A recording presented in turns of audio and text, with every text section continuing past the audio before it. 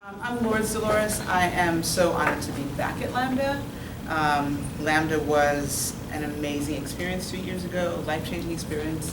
And so I'm so grateful that you all have chosen to come and be here and do your thing. And I hope you come back.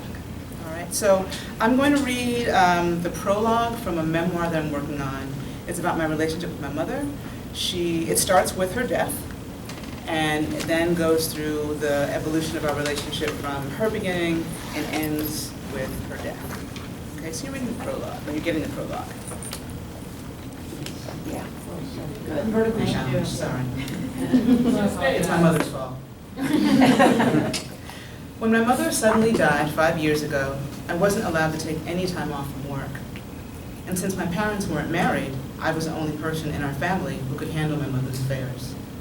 The only time I really had to grieve my mother's death was in the evening, after work and on my days off.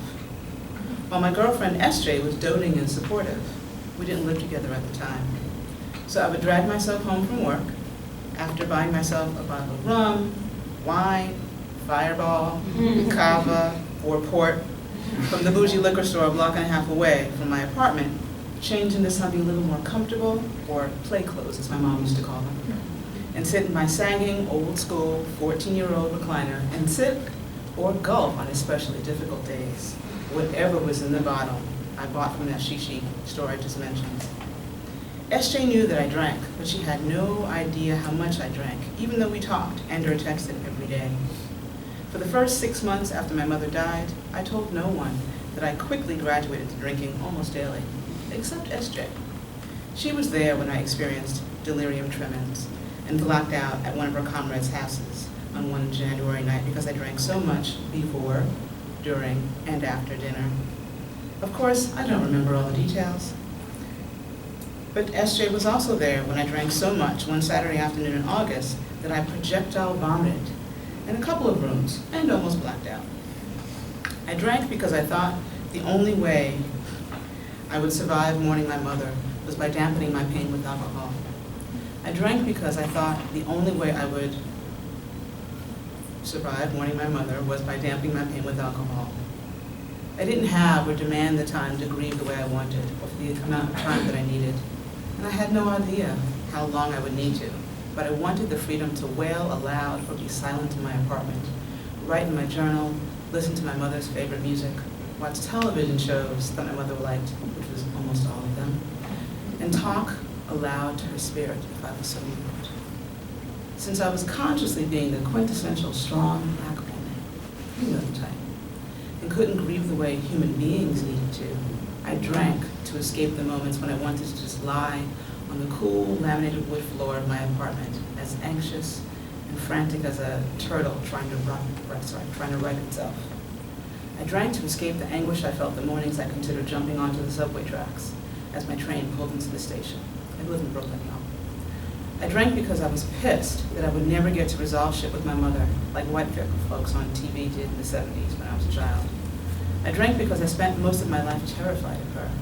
As a child, the ebb and flow of my mother's needs and emotions were at the forefront of my mind and determined my every thought, action, and mood. I drank because a sliver of me wanted her dead. Waited for her weakened heart to give out so that she would finally die. Yeah. And I was as ashamed as hell. Yeah. She had been to the hospital so many times that I expected to hear that she was in the hospital again, either because she was having surgery again or she had died from living a sedentary life. I drank because, although I loved my mother, I did not like her. No, your eyes are not failing you, and neither are your ears. Yes, I originally wrote this book because of what I just admitted to you in that last paragraph. I loved my mother, but I did not like her. As a way to work through my grief in a way that was healthier for and more fulfilling to me, 3 years into mourning my mother's death, I began writing this book.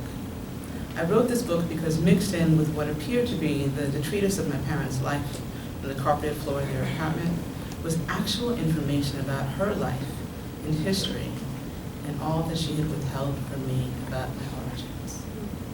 As I pored over old photographs, school records, hers, mine, my sister's, my niece's, papers from her job for 40 years, handwritten letters, and her medical records, and ran her astrological natal chart. Yes, it gave me some comfort and clarity. Don't hate.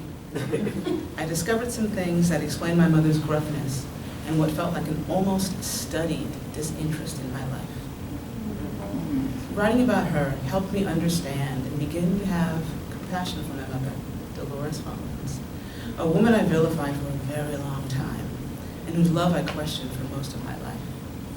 And lastly, writing this book was a way for me to add a voice to the canon of books about African-American mother-daughter relationships that does not glorify either the relationship or the mother, often with a black gospel choir singing Kumbaya in the background. Here is a voice that openly complains about the relationship. In this book, I pick at and hold open the pus-filled, aching wound that was my relationship with my mother until the day she died, in front of you, and let you see bits of it for yourself. Enjoy.